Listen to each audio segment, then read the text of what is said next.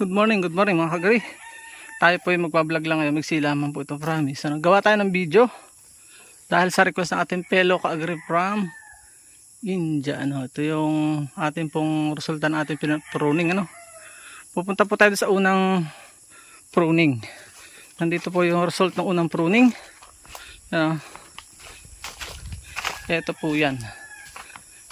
Tingnan nyo. Nag-i-start na siyang yung humaba.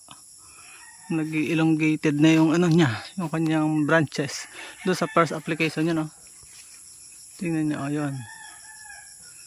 So, pag hindi niyo po yan ginawa, hindi natin ma-achieve yung ating goal na mapalawak yung yung canopy at hindi naman talaga dadami ang bunga.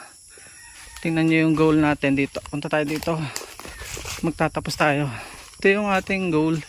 Kasi nga po ang mangosteen ay taglis tayo dahil tayo ay may kaagri from India na nanonood. So yan, kita nyo, last harvest ito. Tingnan natin kung meron pa. Yan ating goal. Yun, meron pa siya. Hindi natin ma-achieve itong ganitong goal. Nanlalaglag lang, sayang, hindi nakikita na sa taas yan, ang dami niyan. So approximately 20 kilos ang naibungan niya, yun, may dalawa pa. Ipitasin ko na siya at may pasalubong ako mamaya. So yun lang, at puntahan nyo po sundan nyo lang po isang video sa sunod, yung second application, kung ano yung magiging resulta sa second application.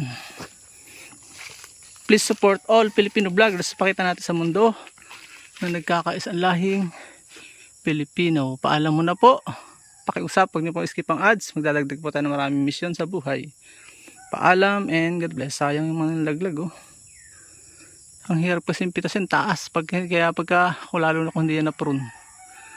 Hanggang sa muli, sundan nyo lang po yung second application ng ating pruning. At dyan po nagtatapos ang munti natin vlog. Kung kayo po napagpala at mahilig kayo sa ganitong klase mga upload, please consider subscribing and hitting the bell icon so that you'll get notification sa mga upcoming namin videos. Magkita-kits po tayo sa susunod natin mga vlog. Paalam and God bless. Bye bye po muna.